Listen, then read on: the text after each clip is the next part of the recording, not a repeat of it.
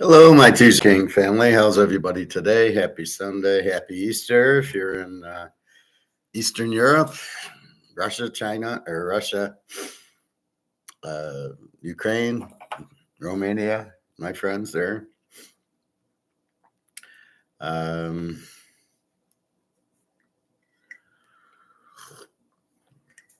it's funny how we celebrated it in March and they're celebrating it today.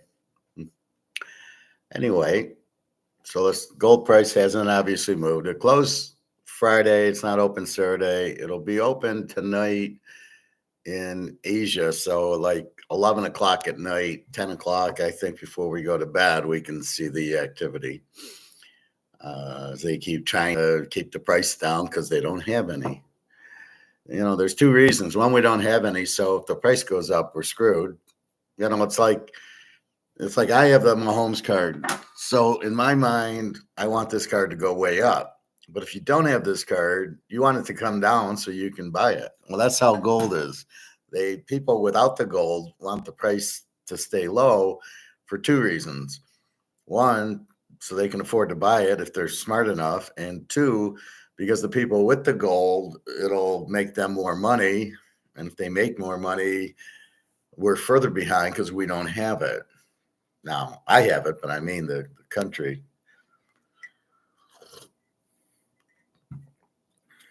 When you're run by idiots, that's what you get. Hey, Greg and John. Happy Russian Easter to you. So we got silver 26.56. We got gold 23.03. As of now, tonight we'll get different things. We're in May. I don't know if that matters. I think it's finally coming to an end, this bullshit price fixing. Only because you actually need physical gold to have it. And I can't imagine there's much physical gold left that isn't already bought by the central banks. Russia and China, us. I mean, there's only so much gold around. And you have Costco selling $100 million a month. Well, I think that's gone. They went to silver.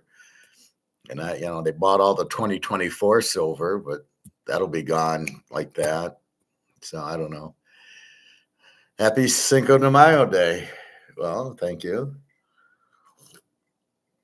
Actually, it's my oldest daughter's birthday today, and my twin flame Ira's birthday today. They're both May 5th. Kind of ironic that my twin flame's birthday is the same as my daughter's, but that's another story. All right, so let's see. We kicked ass in baseball yesterday. What a huge day I had.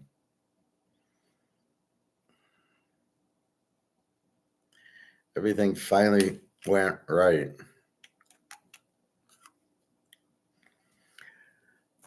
So the Yankees 5, Detroit 3 was a push. We had Detroit under.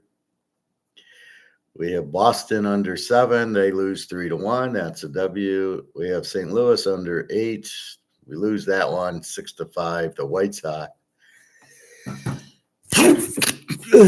Excuse me.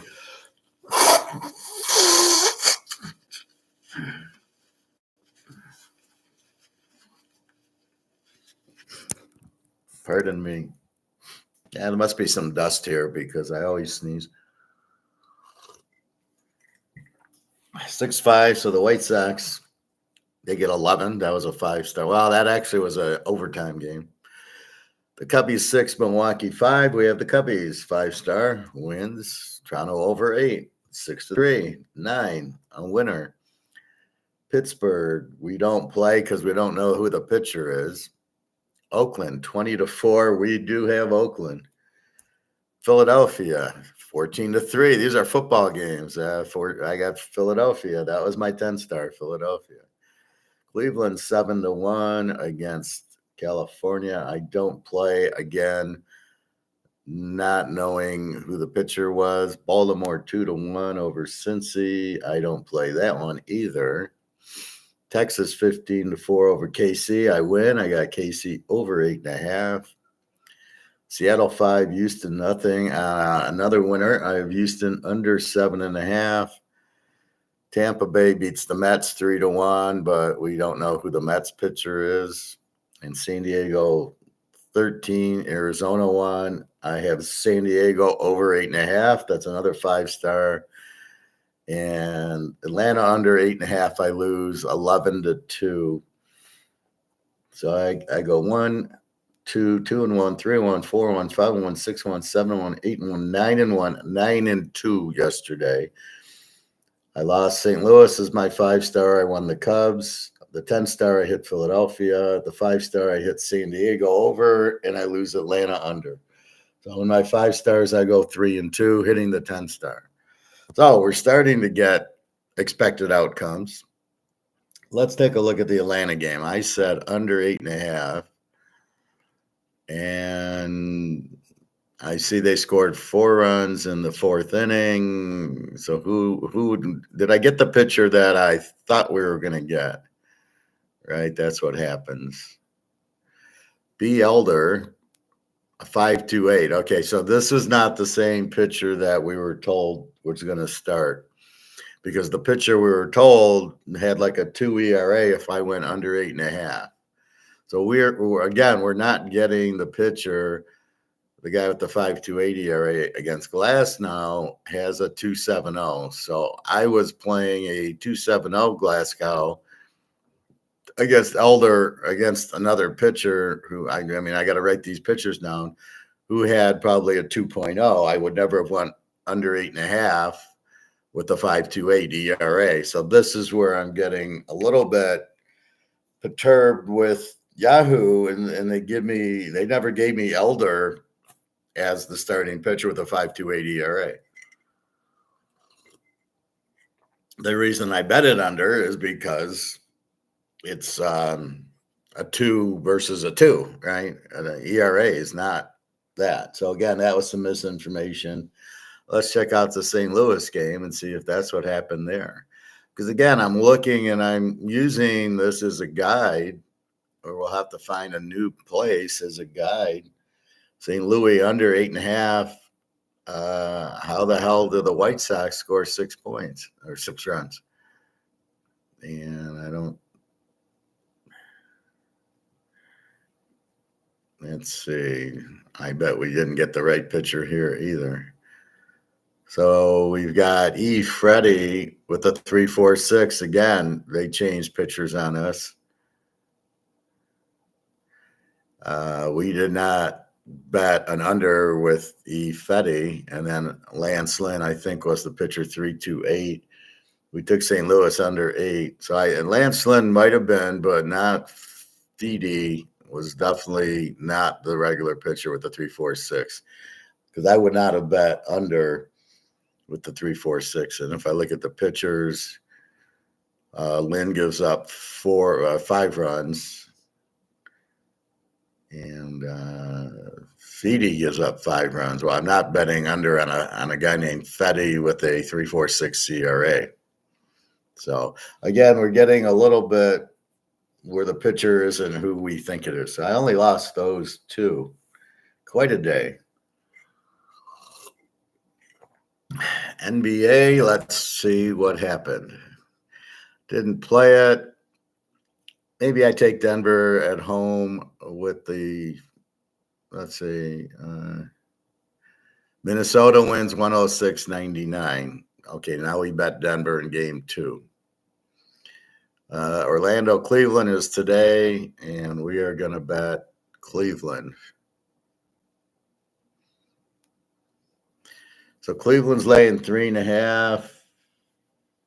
May 5th. NBA, Cleveland minus 3.5. Now, in game 7s, normally the home team does well. Although nowadays, I don't know. The home team's won every game in this. Cleveland's off of a loss, and it's do or die for both teams. So now it becomes who's the better team. I don't clear that Cleveland's the 4 seed and Orlando's the 5 seed, the 48-34 against 47-35. So it means nothing. But Cleveland's won all 3 of their home games in this. So let's go Cleveland. Nothing, just a small bet just to get it. It's on early. It's on at 1 o'clock. and it's 11:15 now. And I just miss these football Sundays, I'll tell you. So we hit big day in the Major League Baseball. Now let's go to today. Electric Pirates rookie Jared Jones is sailing doubters. So we don't play Pitt because of Jared Jones. We don't know. Let's go to today. So we start off with a 135 games. Okay, it's only 11:15. We got the Tigers and the Yankees in New York. Yankees are 135, 6.5. Wow, that's low.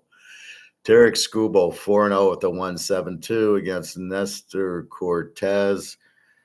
This should be an under, but this is one of these. This is one of these USC 77 over totals. You make the total so high you can't bet it. And that's what they've done here. Schoolball's a good ERA, 1.72. Cortez 1-3 with the 3. So there's probably not going to be a lot of runs, but 6.5, you've got to be kidding me.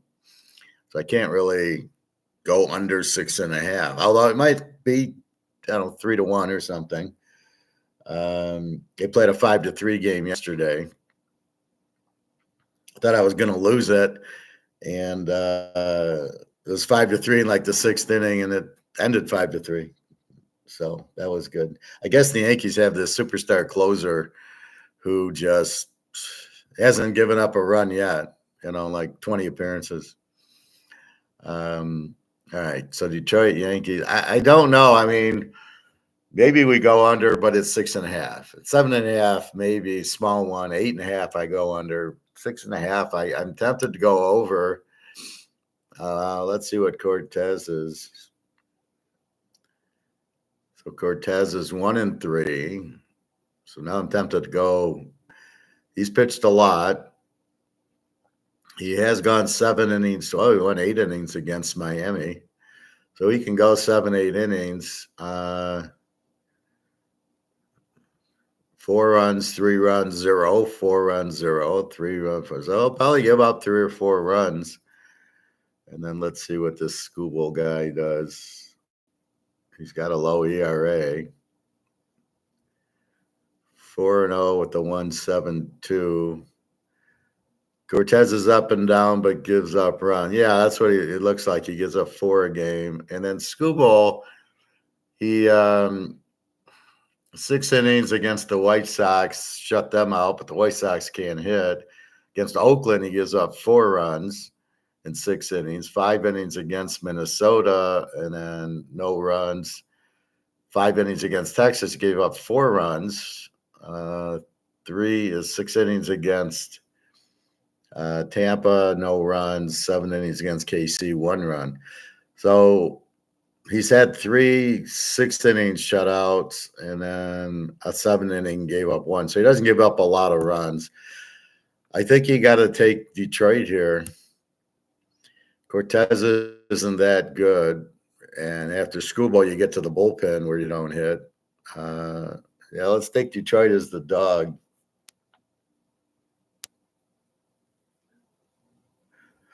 But I'm not doing it for 5-unit. Detroit is just so inconsistent. It's funny when I listen to the game on the way to swim, and that's all I listen is the 10 minutes to get to the swim and 10 minutes to get home. And the announcer's such a bullshitter. And, this is the greatest guy in the world. Some idiot that plays on the Tigers. And, what a pitch. Oh, that pitch was outside. And called it this guy's in fantasy land. One of the worst play-by-play announcers I've ever heard. Anyway. Normally I try to put on my YouTube. When I'm in the car now, I can Bluetooth it and listen to Egon or somebody. Toronto, Washington. Toronto's a 110 over under 8. Alex Manoah, 0-0 with an 0-0-0. Now, I know Alex Manoah, but maybe this is his first start. He hasn't pitched since August 10th, so I'm going to Washington, Mackenzie Gore, 2-3 with a 3.19.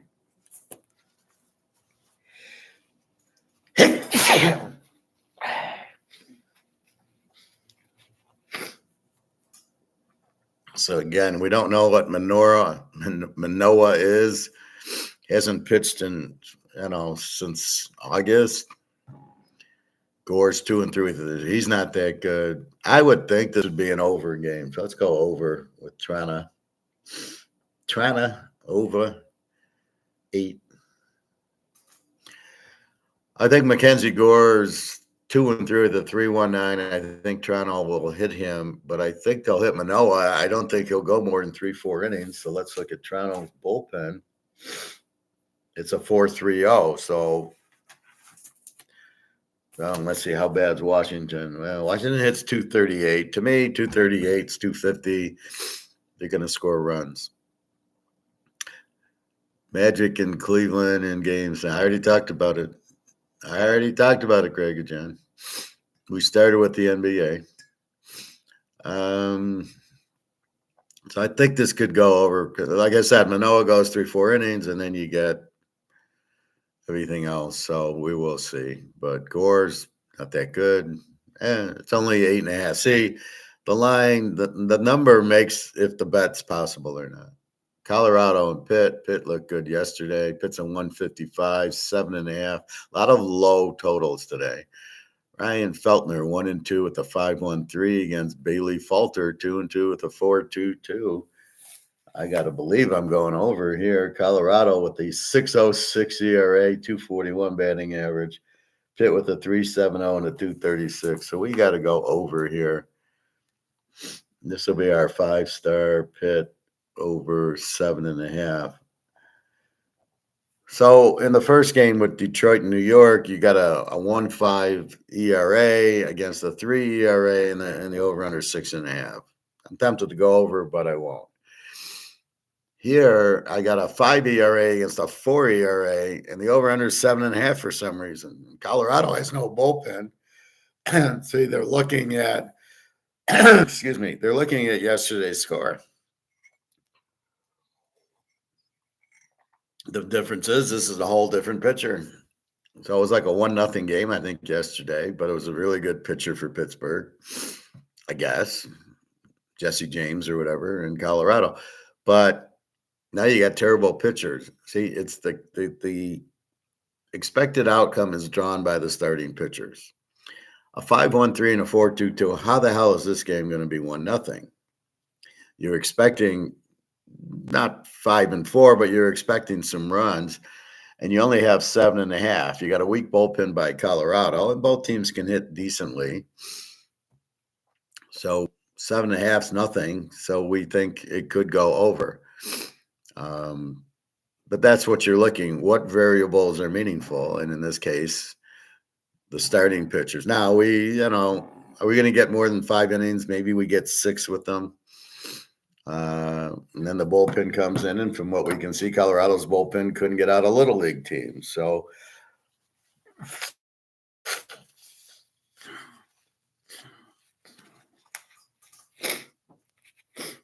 we will see. All right. So let's go over with Pittsburgh 7.5, 5-star. California, Cleveland 135 and 8. I think I laid away from this yesterday. Griffin Canning 1-3 with a 7.45 against Carlos Carrasco 1-2 with a 6.59. This one we're definitely going over. Cleveland over 8. And Cleveland, I didn't play this one because of a new pitcher yesterday. See, here you go. Neither of these guys, well, for sure, Canning shouldn't be in the majors. 1-3 with the 7.45.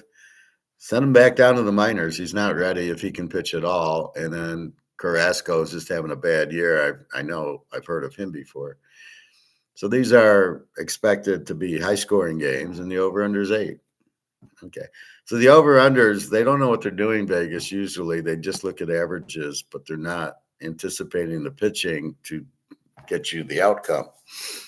So just like football, it's like the Georgia with the Georgia killer defense, and they still put the over-unders on the Georgia games in the 50s, and we're still locking them under, and the games are 30-0. So they're not looking at reality, especially when good defenses play each other. All right, the Mets and Tampa. I think Tampa beat them bad yesterday. The Mets are 105 favorite, over under a 7 again. What is this? Every game 6.5, 7, 7.5. Luis Cerviano 2-2 with a 2.31 for the Mets, and Ryan Pipat 3-2 with a 3.12. Low scoring game yesterday. Let's see, Tampa Bay 4.56 ERA, 2.44 batting average, and the METS Jets are 3.56 and a 2.43. So this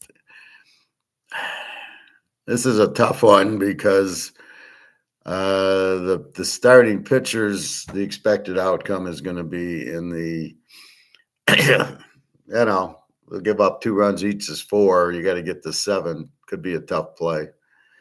I hate going under 7 here. I'm going to pass on this game. I just don't like it. Texas KC. Texas put a whooping, can of whoop ass on them yesterday. Texas won 38.5. We had John Gray 1-1 with a 2.48 against Daniel Lynch 0-0 with an 0-0, and he probably hasn't pitched yet. No, hasn't pitched this year. Just a little bit last year, and he sucked. So let's go over in the Texas game. Over 8.5. Now, one reason Daniel Lynch probably is, but you're going to go 3 innings, 4 innings. They'll only let him pitch 30 pitches. You might hurt his arm. And John Gray 1-2 with the 2.48. So maybe Texas. After what happened yesterday, I think I like the over there. Boston, Minnesota. We had Boston under 7 and a 1, and we're probably going to do the same today. Minnie's a 185 favorite with the 7.5 ERA. Joe Ryan 1-1 with a 3.38. Cooper Criswell 2-1 with a 1.65. What is this about? This guy a bullpen guy? 4 innings, 2 runs. 2 innings, 4 runs, 5 innings, no runs, 5 innings, no runs.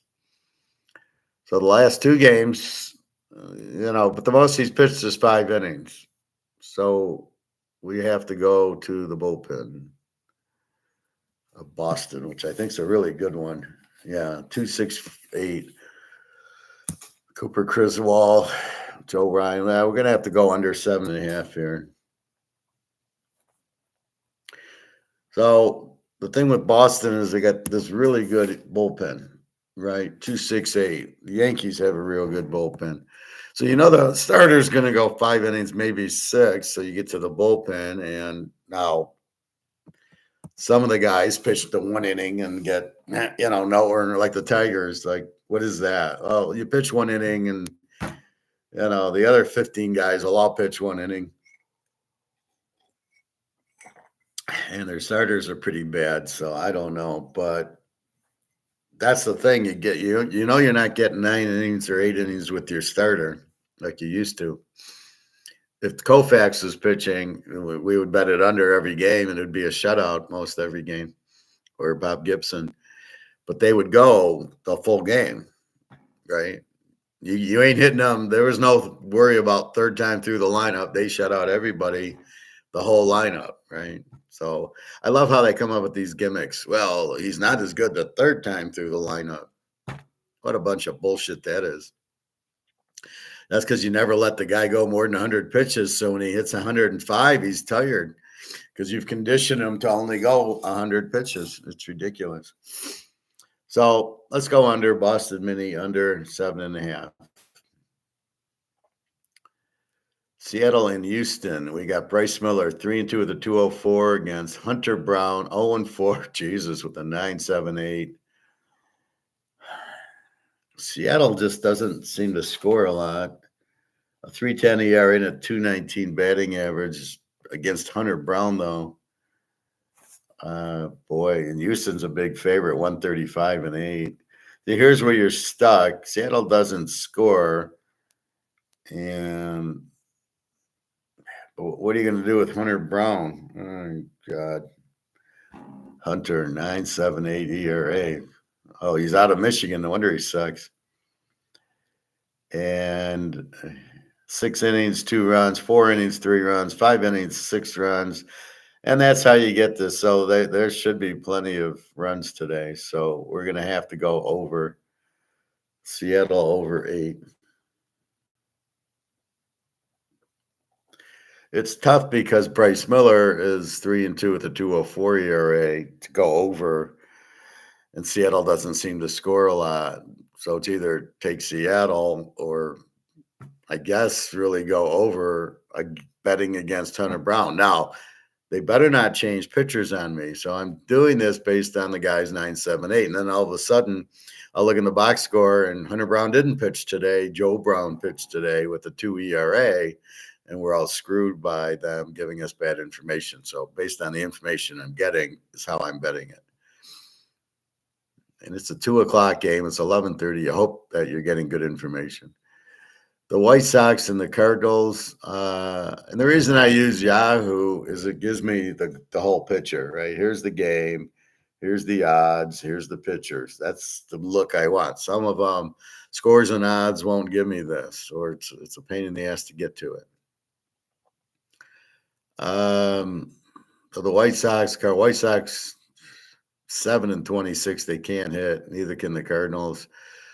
Garrett Crochet for the White Sox, 1-4 with a 5.97. Kyle Gibson, 2-2 with a 3.79.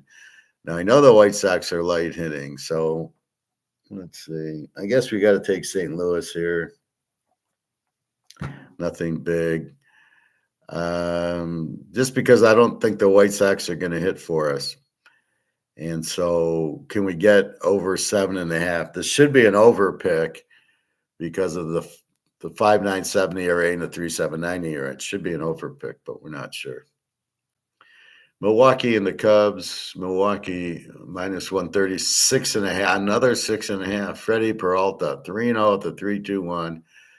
Javier Assad, 2-0 with the 1.97. So this is, let's see how the Cubbies, 248 with the 4.23. Milwaukee, 428 with the 260. So Milwaukee hits pretty good.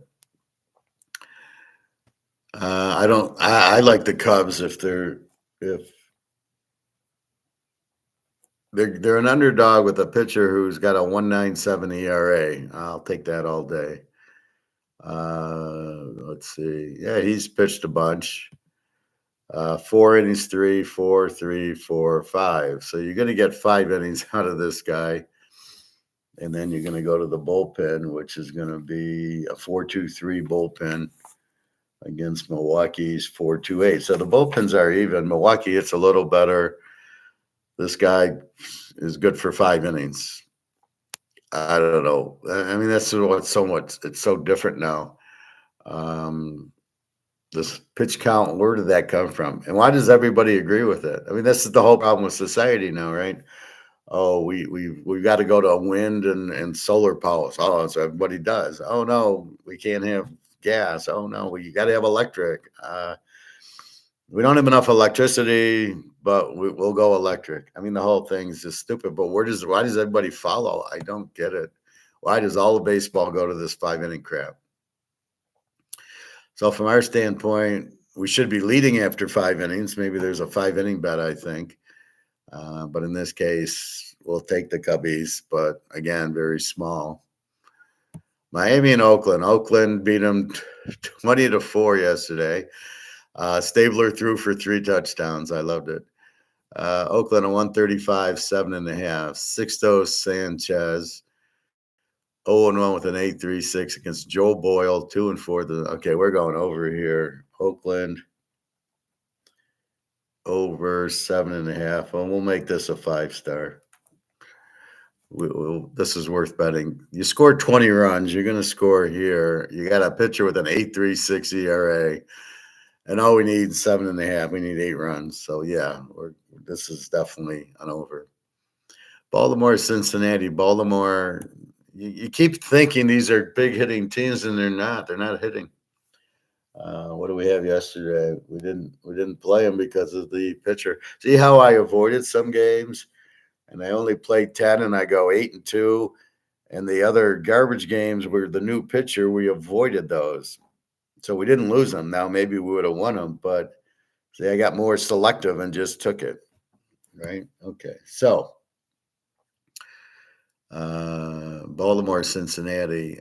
Dean Creamer, 2-2 with the 4.19 against Nick Lodolo, 3-0 with the 1.88. So I like Cincinnati if this guy pitches. I've had it where I thought this guy was pitching and he didn't pitch. So I thought I saw him pitching the other day, and now he's pitching today. So let's see what happens. 3-0 with the 1.88. Dean Kremer, 2-2 with the 4.9. So we should get Cincy to win.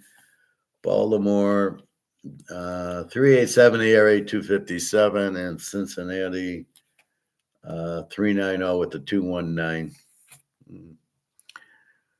So we will do that.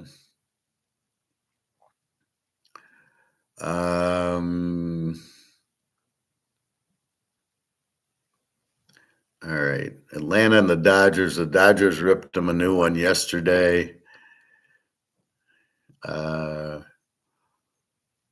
Max Fried, 2-0 at the 4.02 against James Paxton, 3-0 at the 3.51. Over under of 8.5. And Atlanta's the favorite in LA. Wow. I got to go over here. I'm not buying that. I'm not buying Atlanta 135 favorite with the Max Fried, a 402 pitcher against Paxton, a 351 pitcher. Pretty even there. Dodgers, we know, can hit. And again, I don't see Shotani pitching. So I don't know if he's betting on the games, and you have all these gambling sponsors, and then when the guy bets on it, you're shocked. Well, what do you think's happening? Apparently this guy was stealing money, or they're in cahoots, him and his interpreter. So you hire an interpreter that steals from you? Yeah, I don't think so. Showtime's guilty, I'm sure.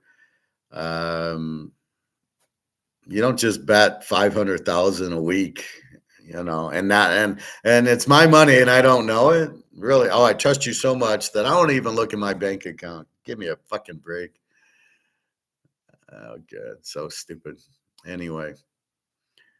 So let's go Dodgers over. San Diego and Arizona. San Diego's a 110 and the 9 over under. Max Waldron 1-3 with the 4.35, and Ryan Nelson 1-2 with the 4.60. So on San Diego the other day we had Dylan Cease. We went with them. Today we got toilet and paper. We're going over 9. And we'll make this a 5-star. 2 good teams and 2 bad pitchers. And the last is the Niners and Phillies. This was our 10-star yesterday, was the Phillies. They had a good pitcher going. Not today. Logan Webb, 3-2 with a 2.98 against Taiwan Walker, 1-0 with an 8.53. We're going 49ers here. All right. So we hope we get the pitchers listed. Let's go down the list. We got NBA, Cleveland as a home favorite. Game 7 at home. We take Cleveland minus 3.5.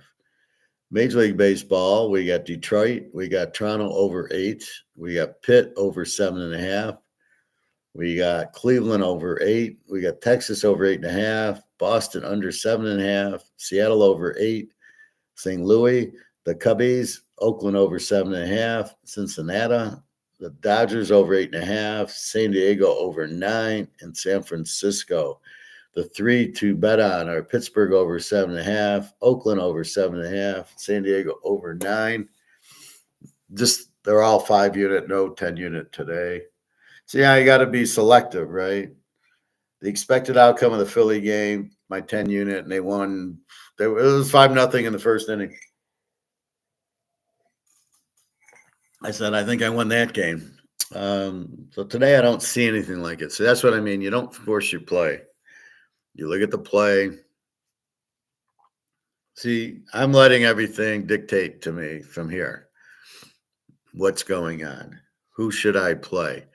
And that's what I'm looking at. So I'm letting the game. Oh, Detroit's got Skubal against Nelson Nestor Cortez. Detroit should win the game. Better pitcher, but not every day. Some days they shouldn't. The pitching stinks, and you bet against because you're betting against the pitcher, assuming you're going to get 6 innings from him, and then you go to the bullpen, and that's what should happen. Yesterday, New York got up, so Detroit didn't even probably pitch their good bullpen because as they got near the end of the game, they were down 5-3.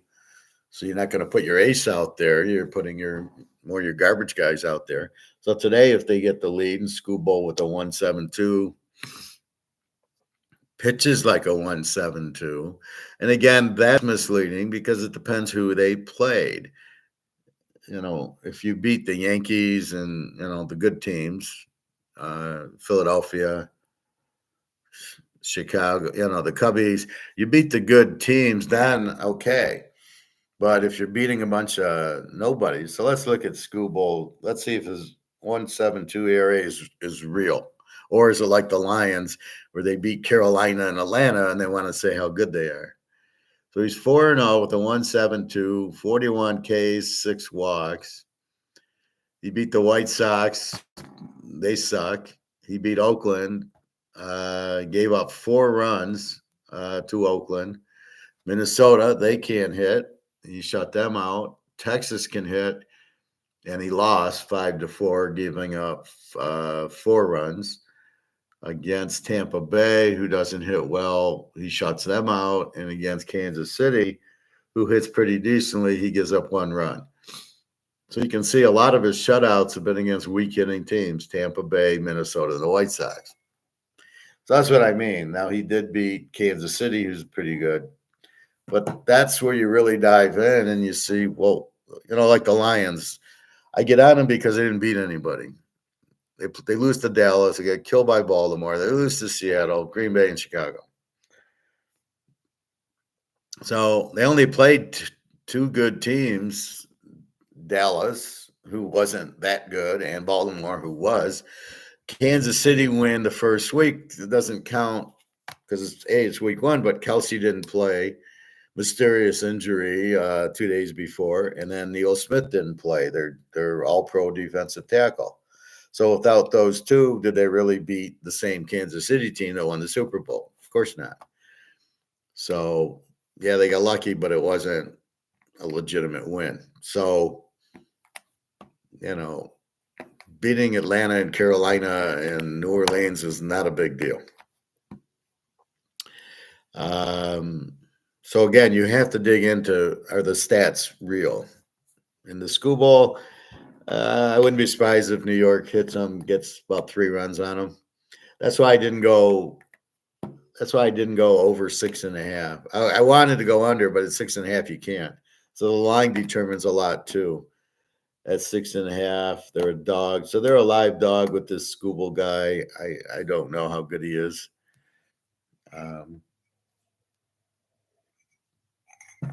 I know how good Verlander is, and I know how good Dylan Cease is, but I don't know how good this guy is. He's a new guy.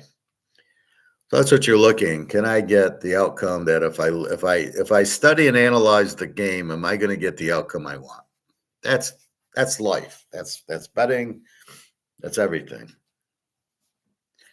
You just got to learn the variables, and that's where that kicks in. So as I was saying yesterday on gold is the hot blonde that everybody wants, and they keep that low. But that's if you're looking at investments, gold's the hot blonde, and the others you're going to lose with them. To put it in a easier way to understand it. Greg and John, Houston will win, I think. What does that mean? Houston will win. I didn't take Houston. Who are they playing? against Seattle. They got a guy as a 9.78 pitcher. What are you looking at? What in God's name are you thinking about that you'd like Houston with a 9.78 pitcher is gonna beat Seattle with a 2.04 pitcher? What are your variables that you are predicting the outcome on? Because I'm not. I don't smell what you're cooking, Greg and John. Detroit is not that great. Yeah, I understand that. Who do you like the best? Raiders, Broncos in the division? I don't know. We got to see how Bo Nix. You can't ask those questions now. We haven't seen Bo Nix play, and we're hoping he starts. The Raiders have no quarterback, and they got Brock Bowers. So the Raiders are going to be a strong defensive team, and Denver should have a good offense. They got Austin Dean, the runner from Notre Dame, and Bo Nix, and Sean Payton's the best coach in the division. So, we will see, but I have no idea. This is like now, I can't tell you who's going to be the best team, Seattle or Houston. You assume Houston, but until Verlander gets going, now he just started back, but he's the key, just as Bo Nix is going to be the key for Denver. So the questions you ask, I don't understand sometimes. Detroit is not that good. Detroit sucks. I'm not saying that, but I don't care about the team as much as the pitcher. I'm betting pitchers here, not teams. And I know they suck, and the Lions are not any better. As I was explaining, they beat a bunch of bad teams. When they got in against the only good team they beat all year were the Rams in the playoffs. That was a shocker that they actually won that game. Beating Tampa in the playoffs was a joke, and then the Niners showed them who's boss because the coach got cocky going for it on fourth down twice. See, and this is why everybody ignores. Oh, well, but he was an aggressive coach, and but not against the Niners. You've got to know. It's like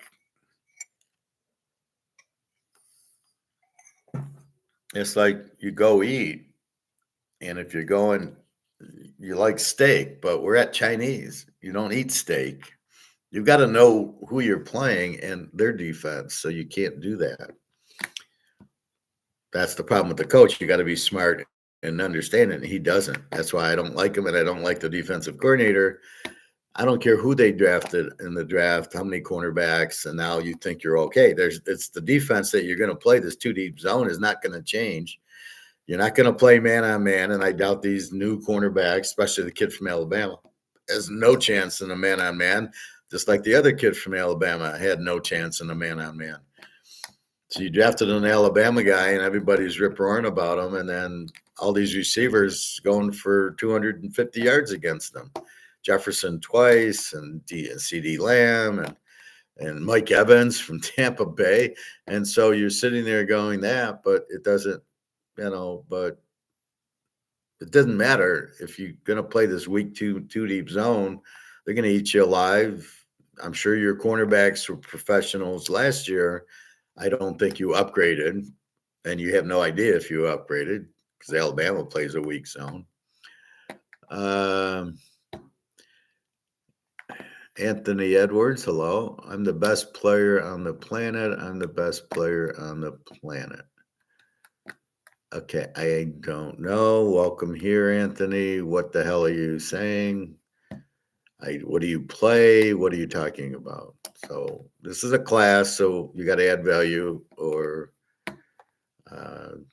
don't waste our time with, I don't get what the comment is. I don't know who Anthony Edwards is, and I don't know anything about it. So I'm trying to teach. So if you're going to abstract me here, we won't have that.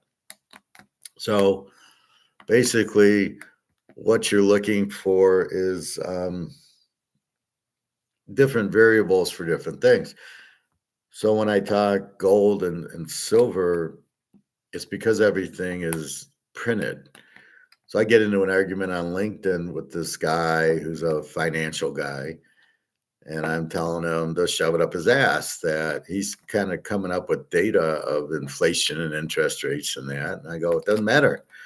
The money's worthless because you printed 21 trillion and you got 130 trillion outside the US used in all these FX calculations.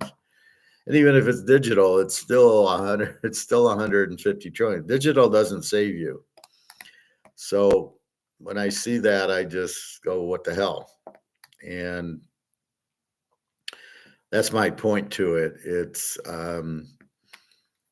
understanding the key variable. So the reason you have gold is you can't print it. That's it. I mean, it's very basic. It's very pretty and everybody likes it, but you can't print it.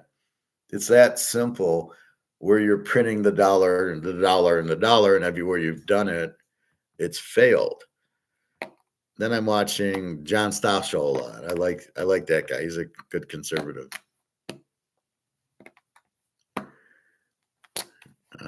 Okay, I never heard of him.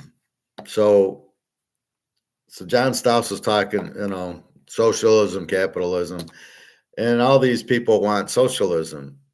And the thing about capitalism is you make your own decisions, right? And we want sound money. We don't want to give all the money. Don't give my money to somebody else. No. I keep my money. I earn it. Give me gold. And gold's the answer. And then they start talking about, people don't understand socialism. They think it sounds good because I don't have to work and I get paid. Well, where do you think the money comes from, bubblehead? It comes from the people, comes from the economy. It comes from the Austrian economy, right? That's where it comes from. And gold's the best medium of exchange. That's really what it is in English. I don't know who the hell you're. Are you a friend of Bobby's? Do you know Bobby Bo? I don't know who you are. But I haven't watched basketball since Bird and McHale and Magic and Kareem. Now I don't think it's actually a sport because it's all 3-point shot, and if you touch somebody, it's a foul, and it's not real. Anyway, so that's what you're looking at. You're looking at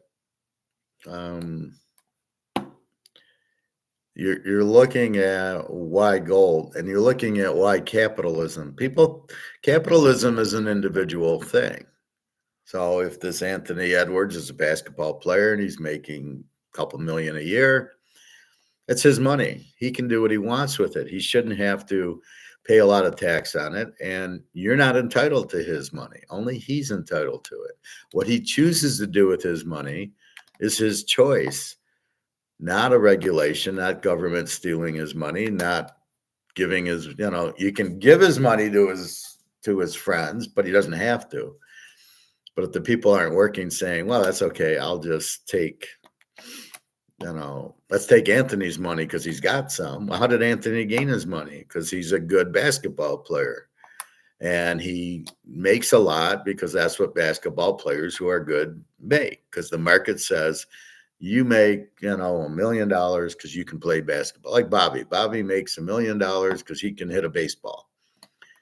That's just the way the market is. But in socialism, Anthony wouldn't be able to do anything, and neither would Bobby. Even though they're a good basketball player, they wouldn't be able to do anything. They wouldn't get paid because there wouldn't be money to pay them. Minnesota Timberwolves, you play, right?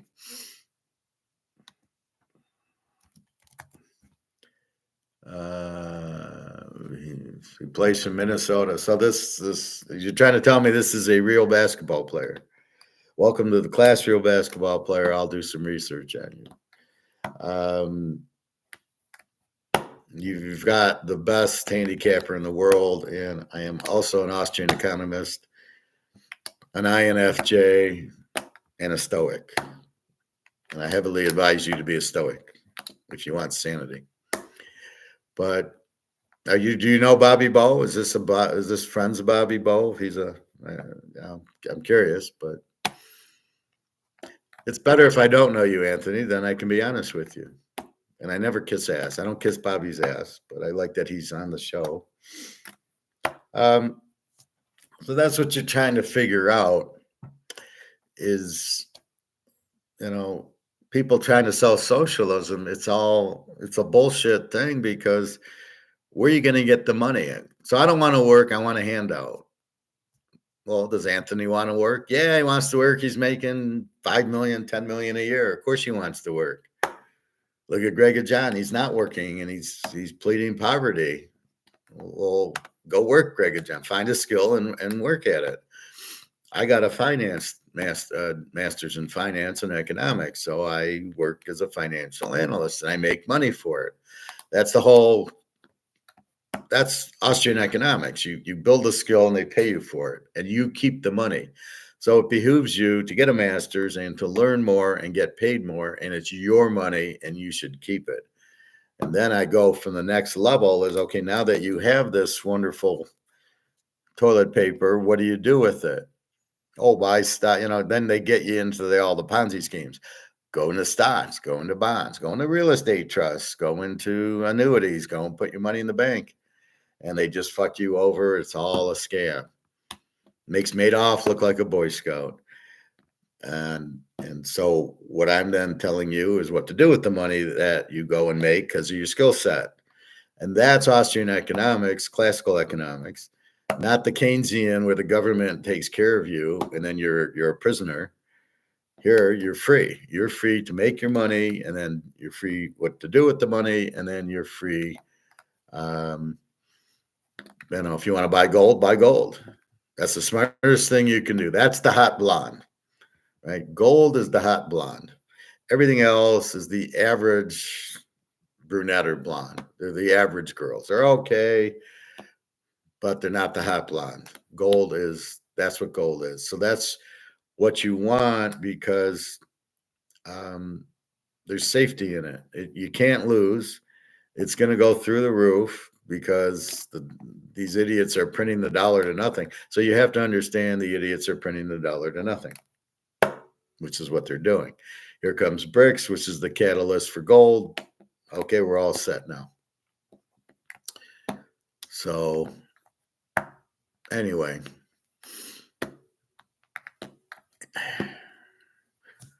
that's what's going on. So let's see if this. Let's see. Let's go to Minnesota. Let's go to NBA. So you won yesterday, 106.99 over Denver. All right. So let's see. Let's see the box score. Is there an Anthony Edwards on Minnesota? There's a guard, Anthony Edwards. You played 42 minutes, 43 points. Big game. 17 to 29 field goals, 3 to 7. I like that you don't take too many 3-point shots. 6 to 6 free throws, 2 offensive rebounds, 7 boards, 3 assists, 1 turnover, 1 steal, 2 blocks, and 1 personal foul. Good game, Anthony Edwards. So you would have guarded whom? So, okay, that's the bench. All right, Denver. So you would have guarded Caldwell Pope or James Murray. Probably Pope. He only got 6 points. So let's say you guarded him. See, Jokic is another guy I kind of heard of. I don't know. Seems like a clumsy European. And Gordon and Porter. I never heard of these guys. Murray. So, all right. So good game, Anthony Edwards. I'll treat you as you're the real McCoy, but I don't know. People are saying he is the next Michael Jordan. Okay, so do we think this guy's real or he's the best player on the planet? Sounds like Bobby. So you don't know we got Bobby Bowe in the class unless you do know Bobby Bowe, in which case then that's fine. Then you're in the best class. I'll make you money like you've never made before. Just follow along. So we get out of dollars because it's a Ponzi scheme, right? We get out of this shit. I like this one better. We get out of this because this is fantasy. This is not real money. And then you buy gold and silver. So all you got to do is trade your dollars for gold and you'll be rich beyond belief with no risk. And if you stay in dollars, so I assume you're making millions of dollars. So if you're making millions of dollars, you're not making anything. You're making toilet paper. The money isn't worth anything. So what you got to do is exchange it for gold and silver, and then that. Otherwise, where do they have you putting your money in? Your financial advisors got you in what? Let me guess. Amazon, Apple, Microsoft, the overvalued stocks that are all going to crash. But you don't know they're going to crash because you don't understand the Ponzi scheme. That's the point. So you got to get out of that and get into gold. Bobby Bo left class. Do you know that, or is he sick? I think he's sick. It's strange that Bobby Bo would leave the class. He liked economics too much. We got along pretty well, so I don't know that he left unless he has something that he has to do. He probably watches the videos, I would imagine. He doesn't have to do the live class. 3:00, he probably isn't around. Now it's surprising, but we'll see when football season comes. I'm sure he'll be back for LSU. But there's no reason for him to have left. But we'll see. I don't know. I know Greg and John asked, or Luke asked me about him. And I says, who would fake being Bobby Bo? Now, I don't know who would fake being Anthony Edwards either, but who would fake being Bobby Bo is the question. I think that's what I said. I don't think anybody's faking it. Is it really Bobby Bo? Maybe. I'll just like Anthony, is that really him? I'll assume it is. Maybe it is, maybe it's not. But I assume Bobby's Bobby. Now there's some guys who come on as the guy who was Pedro Martinez. I know who he is, and he's not Pedro Martinez. So we'll see. Anyway. Yeah, Bobby watches at night. So let's just say he's busy during the day when I'm on. And because he did come on when I was on the night, and I was doing one of my after dinner classes, and him and Luke were on. That was a couple of weeks ago. And I said, "Are you okay?" He said, "Yeah." I said, "Okay." So I don't. And he did say I was watching the other show or this or that. So I know he watches. But something's happened. Maybe he's sick. I feel he's sick as my psychic side. Just like Daria, I felt she was sick, and she kind of was mentally sick, not physically. She was all freaking out and very sensitive because of her trying to survive in Russia, which is why I help her. So it was cute. Yesterday, she did her Easter. She went with her friend, took the daughter. They went. The daughter did horseback riding. They have a lot of pork there. I don't know if they have meat or chicken, but it's probably cheap. So she had pork. She showed me a little barbecue, and so she did that. Today, I haven't heard from her. I doubt she's working. It's Easter there, so maybe I don't know. If she did this thing yesterday, what she's doing today, but we will see. But everything's good with us. Just like when I don't hear from her for a week, I don't understand it. It's like we don't hear from Bobby. Where are you? But Bobby would not miss the class. Like, oh, I'm not interested. So anyway. Anthony's the best. I don't know you. Well, I found out maybe I saw your box score yesterday, so we'll get to know you. You don't know me either, and I can laugh too.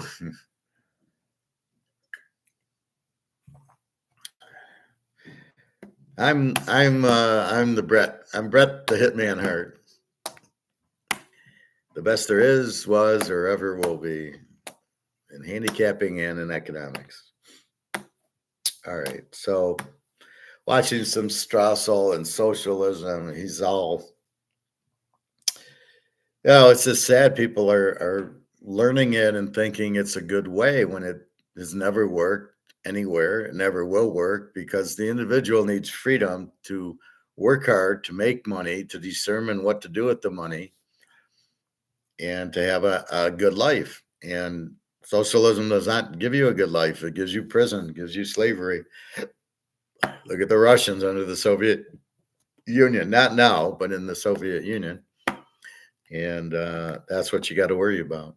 So we're free to make money and we're free to buy gold or buy stocks or whatever. That's the freedom you get with it. All right, so let's review. So today we got in the NBA, Cleveland minus 3.5.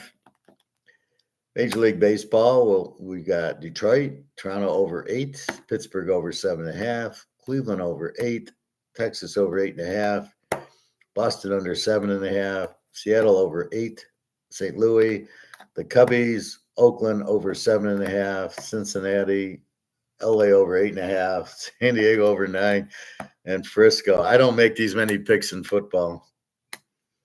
Well, I stay away from the Houstons and the Jacksonvilles, all the shit teams. So the plays are Pitt over 7.5, 5 unit, Oakland over 7.5, 5 unit, San Diego over 9, 5 unit. That's it. So I was watching some college football last night, and it was our LSU team, 2019 against Clemson. And this is why I don't like Trevor Lawrence. He did nothing in the game. I think he had one or two good passes for 20 yards. But a lot of it was guys wide open. Like I was watching Tagliabue also. And Tagliabue stinks. He throws 2 interceptions and 2 fumbles in the championship game against Clemson. He hits a big play, but the guy's wide open. And this is where people get misconstruction about Tagliabue and Trevor Lawrence. Yeah, they hit the guy who's wide open because the defensive back fell down or they got crossed and they got picked. And the guy's wide open and he hits him and you're all excited. Well, that's not, okay, maybe it happens in the NFL, 1 in 100. That doesn't make you that's not the pass that I'm looking at as a good quarterback. What I'm looking at is Tagliabue can't handle the blitz, and neither can Lawrence. And then they throw these stupid interceptions that aren't even close. I mean, what was it? I think Trevor Lawrence against LSU in the first or second play of the game, boom, pick 6. The Michigan quarterback against TCU. I was watching Michigan TCU game, and I'm still wondering why Max Duggan isn't picked up, right? All these shitty quarterbacks. And they're just blowing away Michigan. And where's JJ McCarthy? 2 pick sixes in a championship game. So now you're Minnesota and you're seeing this guy throw 2 pick sixes against TCU. And now you got him in a championship game against Washington. Doesn't throw anything. Little 5-yard passes because they don't trust him. He's going to throw pick sixes on Washington. So that's why he handed the ball off, because he's not a very good reader and he doesn't handle blitz. His best play was running for 20 yards. Well, dude, you're my quarterback. I need you to actually hit the receiver. So he hit a few receivers that were wide open. Or in the Ohio State game, I was watching the 2022 Ohio State game, watching how CJ Stroud sucks. And, it's all Michigan scores on their running. They have a good old line and they run and they get these inside run and they go for 40, 50 yards. I'm watching the 22 game and the 23 game, looking what happened to CJ Stroud because he didn't show up. Okay, he had Marvin Harrison and he couldn't beat him. Like, okay, how good's Marvin Harrison? He's not as good as these idiots on Fox. Maserati Marv make it sound. So, that's the problem. They sell them and then everybody believes they're that good. The Washington guy, I don't know, where was he against Michigan? He didn't show up. So you got to watch him against very good defenses to see what's really going on. All right. So let's see. This is how I get to the expected outcome of that. So the expected outcome is J.J. McCarthy under pressure is going to fold, throw a lot of interceptions, and look to run too much. So he'll want to run the ball. He thinks he's Lamar. People think Lamar's the answer. How many championship games has he won? Oh yeah, none. He's been to no Super Bowls in what, 7-8 years. He got this great defense, of which he doesn't show, which he doesn't need much, but he turns the ball over too many times. That's why Mahomes wins. He has the great defense, but he plays to it, and he doesn't turn the ball over. And Joe Burrow doesn't turn the ball over. Cincinnati added some defense, so that'll be good. It's a shame they couldn't get Brock Bowers.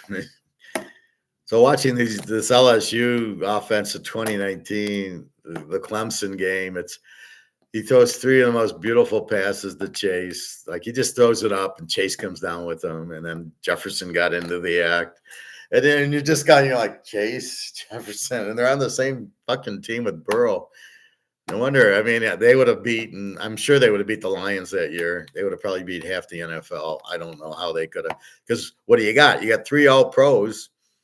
You got Chase and Jefferson and Burrow on the team. Chocolate Eclair, who's running back. Good defense. Del Pitt, NFL player. There was a freshman NFL cornerback. Can't remember his name. Strong defense. They'd have beat 3/4 of the NFL team. They wouldn't have been able to stop the offense. Burrow would have been all over. It would have been here's Chase, and they would have been like, who's Chase? Chase is better than anybody we got in the NFL, and he's proven it. So it was good to watch it. And I was really watching to see Trevor Lawrence, who sucks, missed a lot of passes, throwing over the guy's head, throwing interceptions, taking some sacks. He's looking to run. Oh, geez, never seen that before. And he can't read the defense. When they blitzed him, he just, got sacked. He didn't react to the blitz. That's Tagovailoa. That's why he always loses the big games. Yeah, he throws it nice, but there's so many times he throws the interceptions, gets fumbled, gets sacked because he can't read. He just goes back like he's got 5 seconds. Then they come and sack him. Well, you're supposed to read. They're blitzing, and I got to get rid of the ball. That's what Tom Brady does. Or did. That's what Roger. They know when they're getting blitzed, and they dump it off. Peyton Manning did that. That's the idea. Is I'm getting blitzed. I got to get rid of the ball. Burrow does that. Mahomes does that. They know when they're getting blitzed, and they know they don't sit there for 5 minutes. Tagovailoa takes the ball, and he's sitting there, and then Clemson sacks him like 5 times. Like he's got all day. Like, no. They're blitzing you. You got to get rid of the ball like now, after 2, not after 5. That's Tagovailoa's problem, and Lawrence's too. They can't. They're looking down the field and they're missing the point of they're blitzing me and I got 2 seconds to throw. That's why I don't like them in a nutshell. Because in the big game with the good defense, nobody's going to be open and you're going to get pressure and you're never going to win it, aka Lamar, because you don't even know how to read that they're blitzing you and you don't know what to do with it. You think I'll just run. How did that work against Kansas City? Oh yeah, you lost 17-10. Yeah. Oh yeah. You got a whole 10 points on. Be happy there. That's how you judge quarterbacks, not when the guy's wide open and he throws it. So, J.J. McCarthy, he's not even a bust. He's never was. He's how he got drafted by me. I'm kind of like shouting at the TV. Well, okay, Minnesota, how do you like that? How are you going to enjoy that? Like, really? So I don't. I don't see Minnesota. They made a bad pick. I mean, Nick Mullins will be much better than him. That's how I look at it.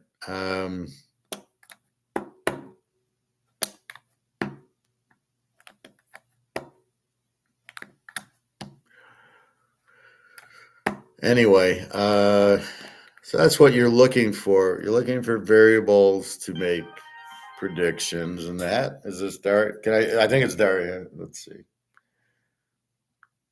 Aha, I'm right.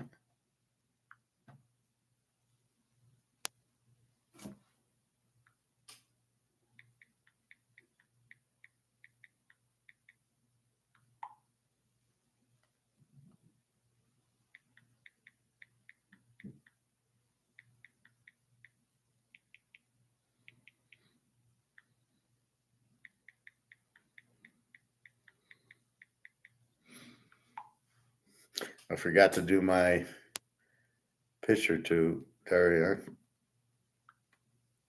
Sorry about that.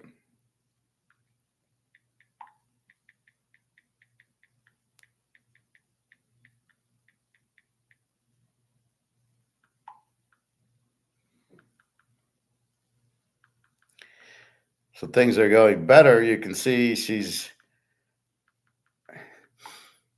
being stoic. I've got her where she's explaining, oh, I'm here. I'm at this thing now. So I know I'm getting the message. I know where she is. So that's my Russian girlfriend, Daria. And she's busy today, but she's not working because it's Easter. So she should be relaxing. I don't know who this is. This is not.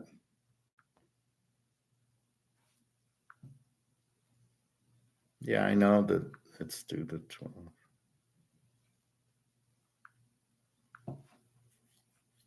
12th. All right. So that's what you have to look for. So if we're going to bet or, I don't know, so we talk gambling, it's the same. What are we gambling on? What are the variables? Um, how do you gamble? Why do you gamble? So I'm watching The Gambler, and it's like, why does James Caan gamble? He says, I like the juice. If all the bets were simple, I wouldn't bet. So he's not betting to win, he's betting for the action. So if you're dating a girl, are you dating her for the action or more? So there's always two sides to why you do anything, right? So why am I gambling? I gamble to win. I don't. Yeah, it's a nice high when you win. So I do like that. I do like that. I hit the Philadelphia game last night, and that was the 10-star, the Phillies, and it won. Yeah, I was pumped, but I'm doing this to win. I'm not doing it for the fun. That's why I throw out some games. I don't just bet the game to bet the game. Today, Cleveland -3.5. I like. Now we'll have to look at Mr. Edwards here and see what we want to do with him. But I wish him luck. I'm glad he's here. Welcome to the class.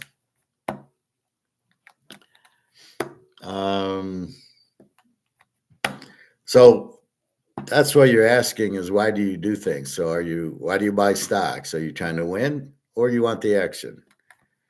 If you're in bonds, get the hell out because you're going to lose because they can't pay you back. So it's like lending me $100. It's like I lend, I don't know. I lend Fred $200, but he's not going to pay me back. So why am I lending it to him? And that's what you're doing with the treasury bills, the treasury bonds. They're never going to pay you back. They don't have money. They already got a $36 trillion debt. Guess what? They're not going to pay you back. They're going to default on their 36 trillion and nobody will lend them another nickel. And that's the end. Game over. Unless you're in gold. If you're in gold and silver, you're fine. And you got to realize, like I say, on the Titanic, you hit the iceberg and you're not noticing you're sinking. And then, well, when are we going to sink? Don't know, just know we will sink. You got a couple hours and we will sink. Well, that's the dollar. You got a couple months and we will go to zero. And that's what people just don't understand. And all the goods we buy from other countries will cost us a fortune. The oil is going to cost us a fortune because Saudi Arabia wants to sell it to us in gold, wants to get paid gold for it. Okay, TK sounds so good. Okay, not sure what that means, but thank you, I guess.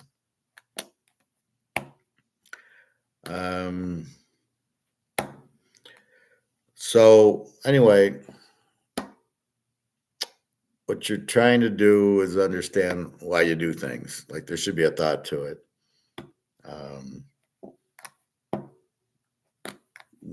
You're buying gold for protection and for wealth.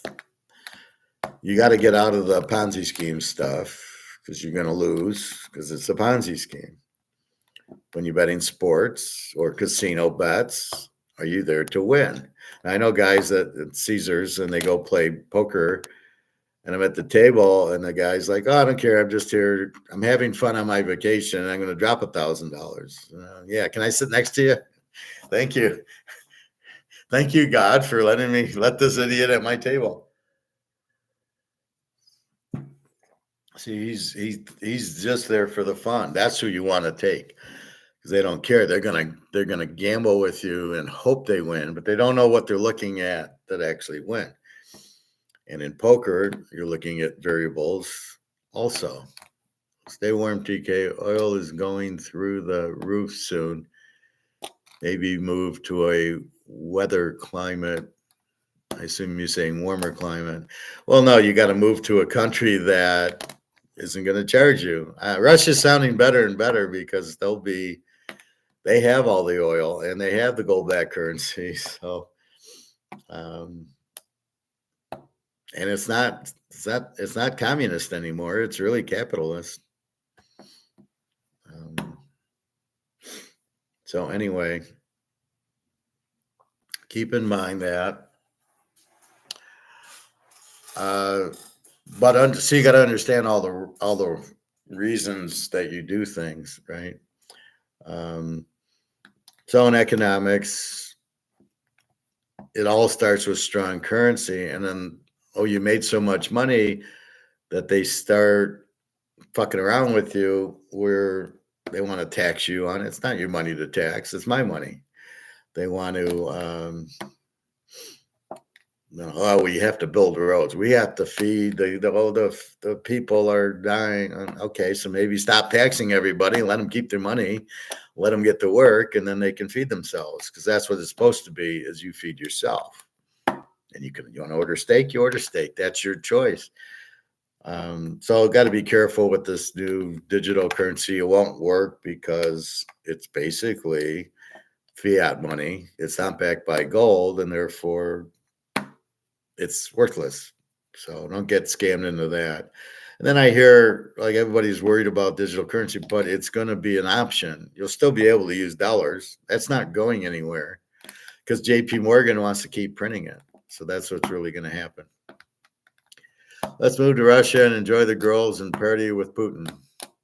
Well, we'll have a much better time doing that than we will staying here. Because once your dollar goes to zero, what are you going to do?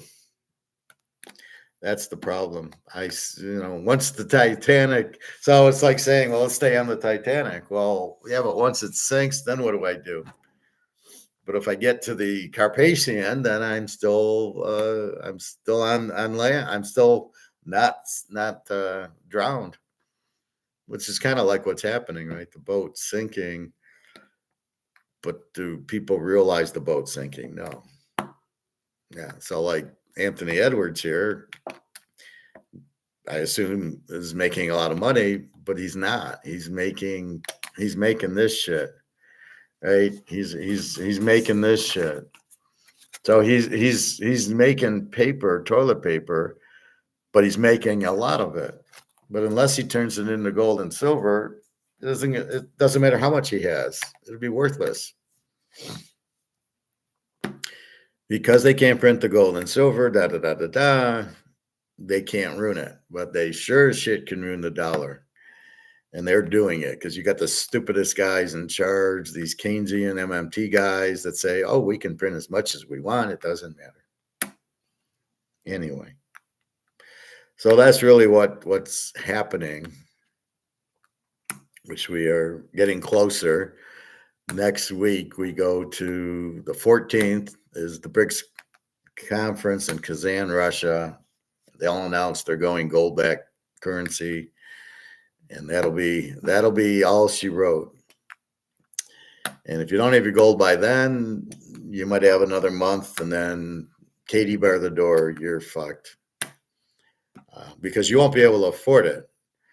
You won't be. It's going to be 10,000 an ounce. How are you going to be able to buy it? Well, I don't have 10,000 for an ounce of gold without selling my other ounces of gold because all my money's in gold. I don't have 10 grand sitting there to buy another ounce of gold. And again, once the shit hits the fan, all your assets go to zero. Your house goes to zero. Your car goes to zero in dollars. Everything in dollars goes to zero. Boom. And you're waiting for the gold price. So keep in mind, your house will go zero, and then your house will go priced in gold. And so don't get too concerned. Good old gold will save the day. People worry there's not enough gold. Well, just make the price of gold higher. Make it 20,000 an ounce, and then you have plenty of money, right? I can print so much money, but that was the problem. So I was watching this show yesterday, and they were talking about like like John F. Kennedy. I think I was listening to Robert F. Kennedy Jr.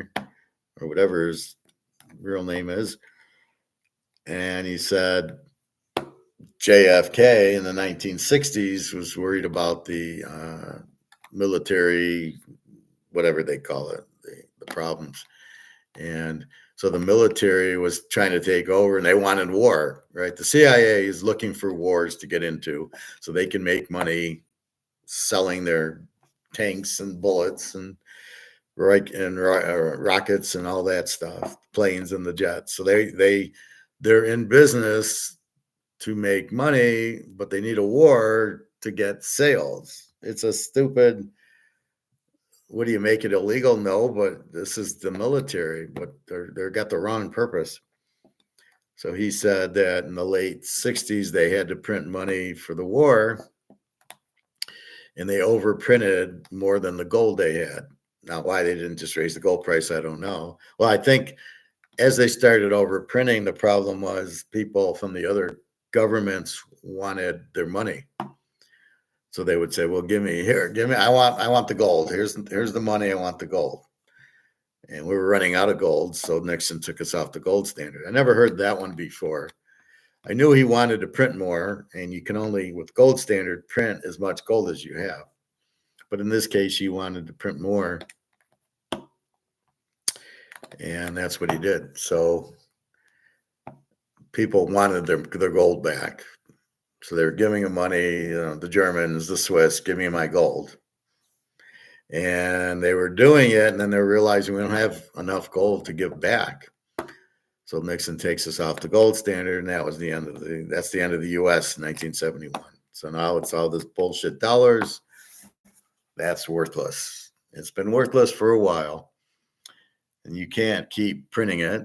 That's what they're doing. And China and Japan kept buying the printed dollars. So it's just a matter of time till they get screwed. That's the end of it. So buy your gold and silver. They can't print it. It's the only way out. And that's all you need to understand. That's the way I'll buy it. There's really no other discussion. It's not, I want to buy Amazon, or I want to buy Apple, or I want to buy a bond, or I want to buy real estate trust. It's all collapsing because the foreigners have 130 trillion outside of the U.S. are going to not want to be stuck in dollars.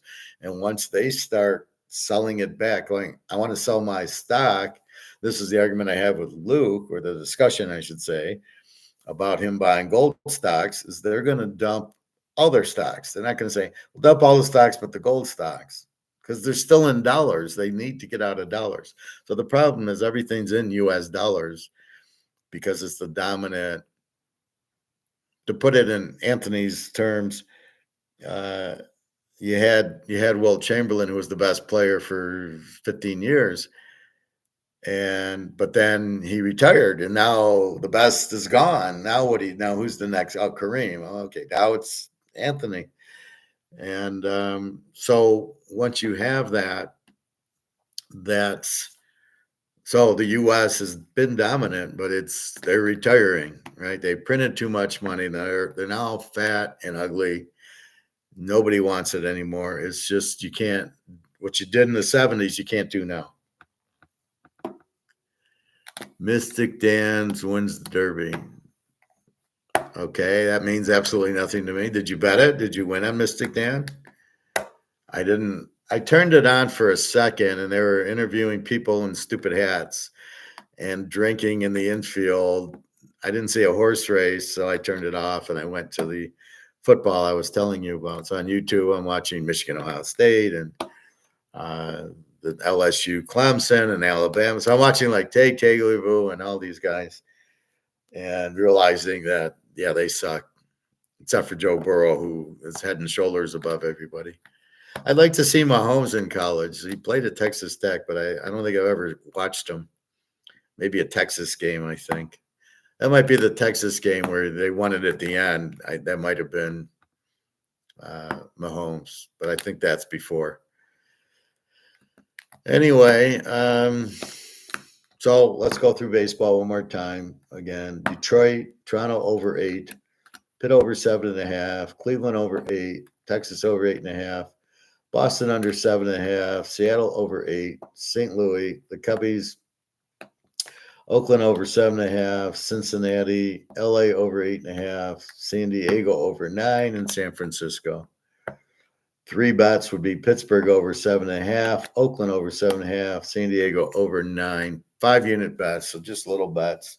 The rest, I give you the rest because if you're thinking of betting, these are my opinions on those games, right? So if you're thinking about betting Texas, I'm saying, well, I would take that game over 8.5. I'm not going to bet it. I don't love it. But this is how I analyze it based on the pictures that we get. So that's what that's about. So if you're a bettor, and I know a lot of you guys are, bet on a lot of, because I give you a football game and you're betting other games, and I'm like, where the hell are you getting that one? I'll never forget. I had a customer and he needed Clemson. And I look at our picks and I'm going, my lock was Cincinnati or, Michigan or, Michigan State. What the fuck? I got all my money on Clemson. I'm like, what are you talking about? Well, you got another handicapper? I mean, because I'm not making you enough money. And he's on Clemson. I need Clemson. That's it. Or I lose. And I'm like, I gave you 5 winners. I didn't give you Clemson. You put all this money on Clemson without talking to me first, and he lost. And I was like, we're not all the same. You can't assume all the girls are the same or all the poker hands are the same. All the people who play poker, all the football, baseball teams are the same. They're different. All the money's different. So you got to understand that. You can't just sit there and assume that it's not like that. So I don't know. It's a scratch my head moment when you buy my picks and you're betting on games that I don't give you. So here you go. The 3 picks, Pitt, Oakland, and San Diego overs. And somebody was, I bet St. Louis. I'm like, what the fuck? Okay, whatever. My schedule today. My friend has this fair. I'm trying to understand it. She organizes like a trade show, but it's not baseball cards. She's one of my friends at the pool, but she's doing this on the side. And I said I might go but just to look at it, just to see about teaching or, really just I'll be there half hour just to see it, but I got to figure out where to park and it's downtown where I hate going. And I might not go because I don't really feel good. Feel a little tired. My back was bothering me last night, woke me up. And then I took my Motrin and I took a hot shower and I was able to sleep. But I don't know, my back's feeling a little funny. Don't know what it is.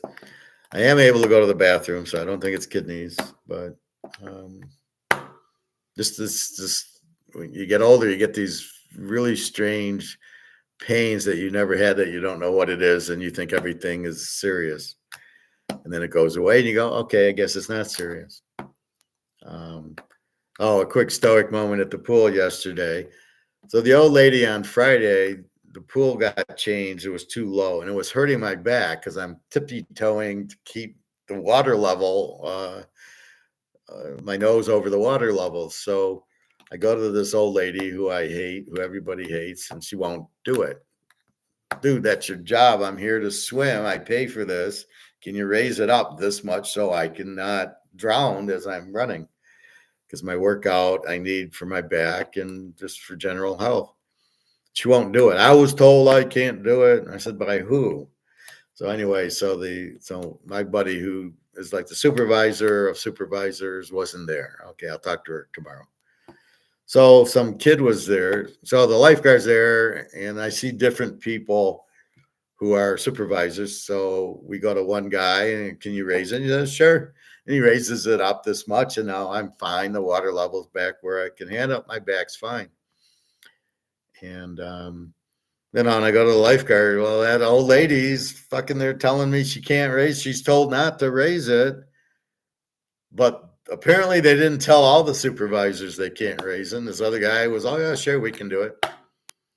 So again, the mystery of this old lady lying to me through her teeth. And, I'll talk to the supervisors. So that's the stoic bullshit you get when the people lie to you.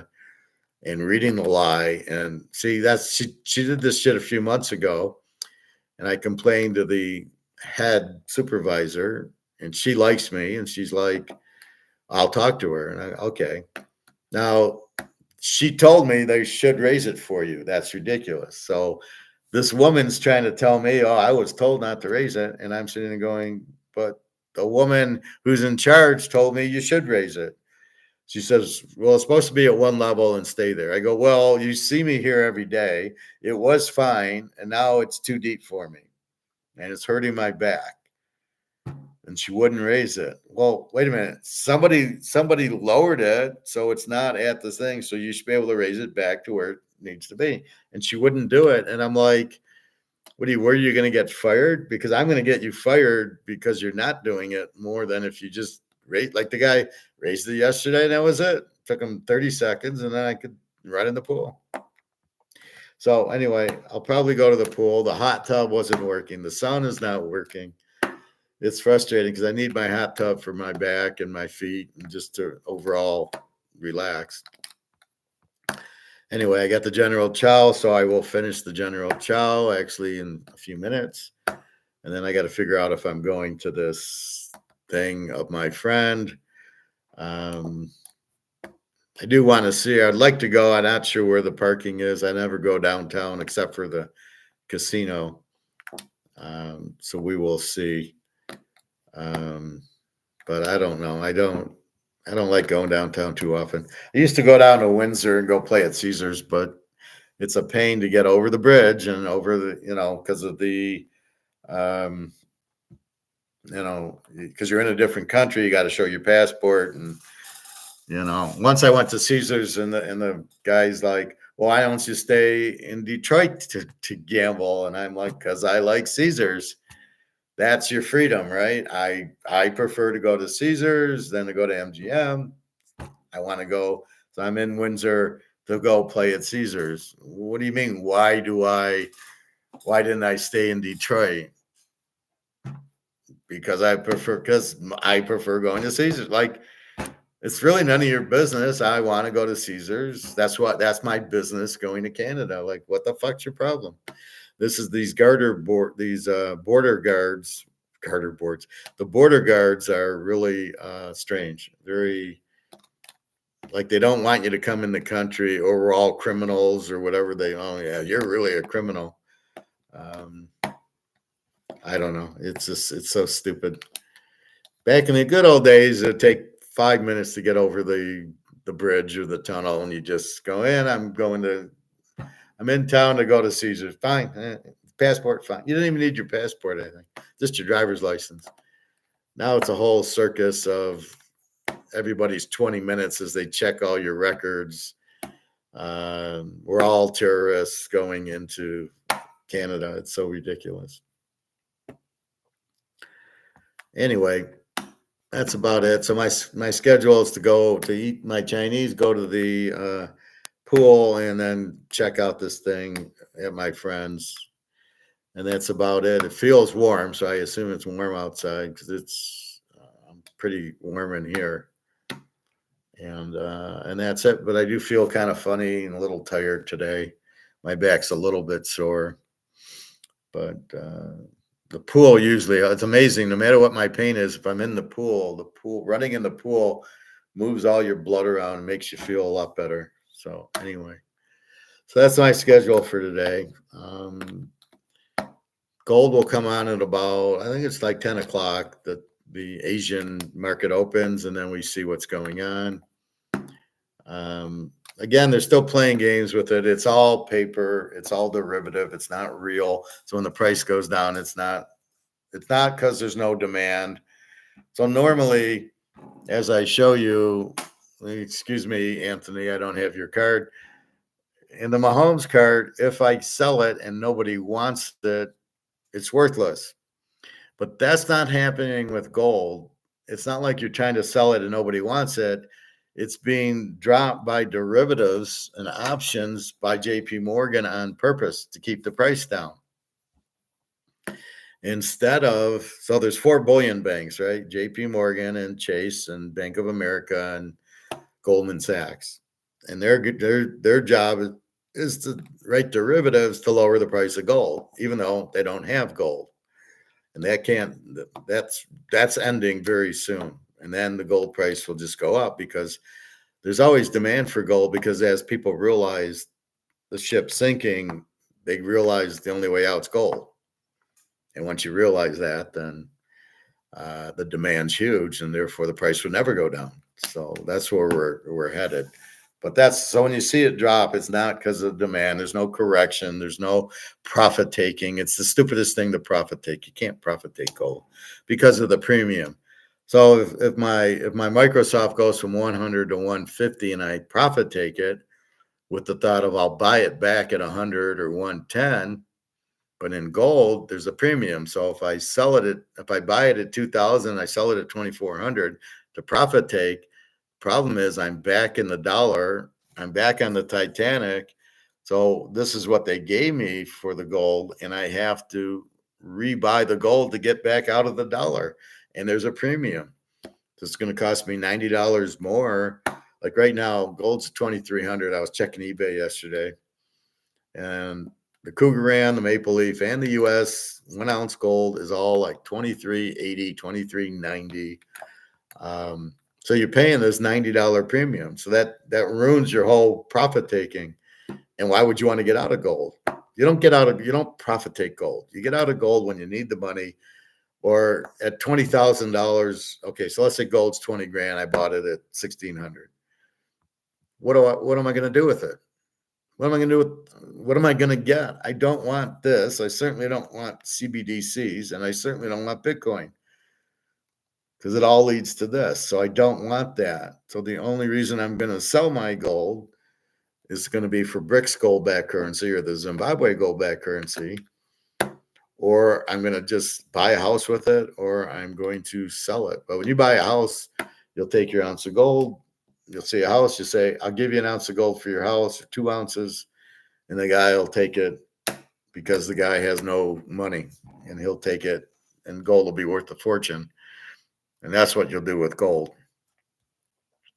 but you don't really want to sell it for fiat because the fiat's collapsing. Why do you want to be backing it? That's why you're buying the gold in the first place, is to get off the Titanic. You're dumping this because this is worthless. So, Mr. Edwards, my advice is to seriously buy gold and silver, or put it in your contract. You want to get paid in gold and silver instead of the worthless dollars you're getting paid in. You will not have a dollar if you keep your contract in dollars. I do the same thing when I'm working. It's pay my bills and buy gold, buy silver with whatever's left. Otherwise, you're fucked. What good is, you see the Zimbabwe kid? He's carrying all these Zimbabwe dollars, which equal $1. He's got $1 billion of them, and they're worth $1. Well, that's what our dollar is going to be worth to the BRICS gold-backed currency. We'll have a whole stack to buy one BRICS dollar. So keep that in mind. Be smart. Understand it. Be analytical. Be stoic. Stoic is, I know gold's the right way and nobody's going to talk me out of it. Just like I do a lot in football. KC to beat Baltimore and nobody was talking me out of it. KC to win the Super Bowl and nobody was talking me out of it. So once you make your decision and you have good, sound, fundamental thinking, nobody talks you out of it. That's where you got to be stoic and not go, oh yeah, you're right. I'm gonna get off of Kansas City because I love Mahomes, but yeah, you're right. Lamar hasn't won any big games. No, I can't bet Lamar. That's what you're looking at, is strictly what is going on. And once you make up your mind, so you look at all the variables, you make up your mind, and then you got to stay stoked and say, no, this is what I'm doing. And that's how I'm such a good handicapper and good economist, is once I see it. So when I'm in a hot tub saying, do you own gold? And he's, no, I own oil stock. And you're like, well, that's a shame, but don't come to me when the money goes to zero and you need gold. Don't come to me then. But I'm not going to get into the oil stock. I've had one guy tell me he's in Amazon. I had one guy tell me that gold is priced at supply and demand at pure economic level. And I'm like, you never heard of paper gold, I guess. You never heard of the derivatives lowering the price. No, it's supply and demand. No, it's not supply and demand. That's the fantasy about it. Mahomes card is supplying. This is basically supply and demand. There's 50 of them, and that's what I'm going to sell, and you're going to buy it because it's a 50 count Mahomes. And whatever we determine our price is the price of the card. That's supply and demand. But that's not happening with gold. So as long as you understand it, it's 10 times cheaper than it should be. It should never be 2,300, but all the derivatives keep the price down. So if you didn't have the derivatives, it'd be 23,000. That's the real price. Well, close. Anyway, the dollar's going out. Ask the Romans what happened. And it is not, I'm so sick of hearing these idiots tell it wrong. It is not debasement. The debasement is when you have a quarter and you take the silver out of it. You have a $50 and you take the silver out of it. You're debasing it. There's no more silver or gold in the coins. Like the Romans did, they debased their currency. We're not debasing the dollar. We're printing it, the shit out of it, but we're not debasing it. It's still a dollar. It's just worth less because we printed $150 trillion.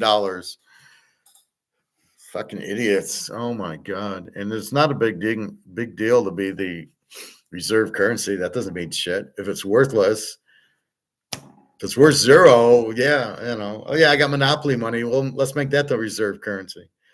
I mean, that's what's so stupid about it. But anyway, that's economics. So just understand the concept. When your daughter asks you, well, I can't spend gold at the restaurant, the response is, but I can't spend this at the restaurant soon either. And I'd rather have gold that I can't spend at the restaurant than this that I can't spend at the restaurant. So the key is this is going to zero. This is being printed. It's worthless. Nobody wants it. Nobody wants the T-bills. So that's the point, is nobody wants it. I always have demand for this, but you printed so much of this, there's no demand for it. The Chinese, the Japanese do not want your treasuries because they realize they're worthless. Putin said, it's like a Milky Way or a Snickers wrapper or a candy bar wrapper. The dollar is worthless. That's why Saudi Arabia and Russia, well, Saudi Arabia wants to get paid for their oil in gold because it's worthless to take dollars. So that's the bottom line. Okay, you enjoy your two, Greg and John. TK, I got the point. You say same thing every day. You're not the only one listening, Greg and John. And really, that's the point of it, is to say it. I try to bring up other things. We talk baseball, we talk basketball. This is a very important subject that you're in the gold. So yes, I say the same thing, but not always. I say a lot of different things. I mean, I'm talking for an hour 45. I'm going to say different things. Yeah, it's easier when it's football. We get different games, or baseball. Obviously, not saying the same thing every day. Economics, you're trying to hit the point home. I cannot say it. Well, let's say somebody new like Anthony Edwards is on. He's never heard this. But that's the thing. I mean, I'm telling you, I'm teaching you what to do. So if you've got it, then that's great. I mean, but you can ask. That's why you can ask questions. What do you want to know? So you bring up Kentucky Derby. I don't do it. I give you the baseball. Okay. Stay warm. Let's move to Russia. Mystic Dan won the Derby. Okay. So you're telling me something I don't care about in the Kentucky Derby, but I listen and read it. So I'm not sure what you want. I don't have. There's not a lot of other things to say about economics. I've said a lot, different things in different videos. This is the most pressing because it's so near that the gold-backed bricks is coming out in a week. Well, that's pretty new. That's not what I always say, but you got to get out of the dollar. And that, I say it, but people don't do it. You're not in gold. So I don't know what to tell you, but that's the out. That's the end game.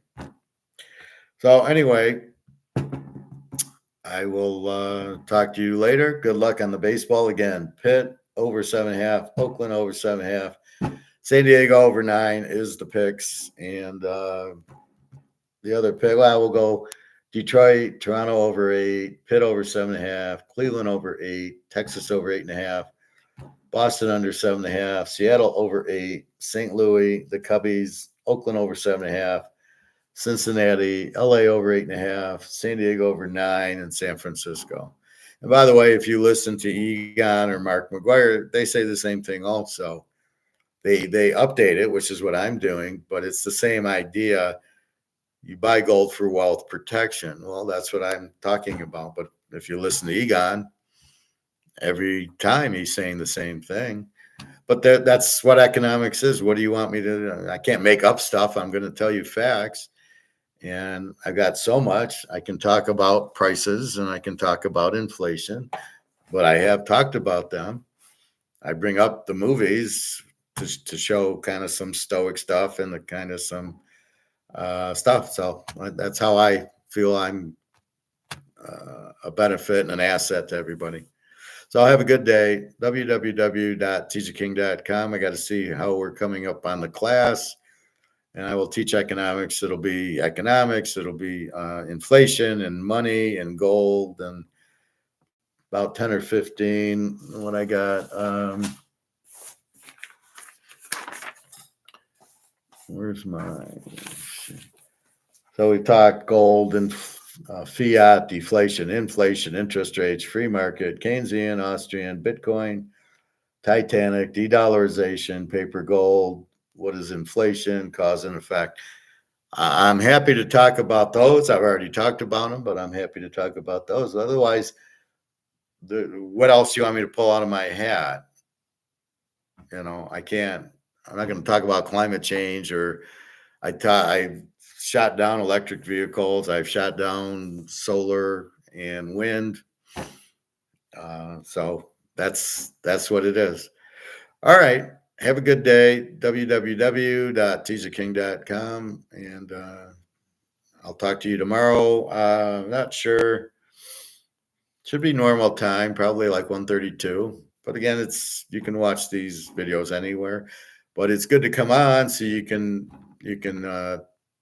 it's a live class, so you can text me and chat.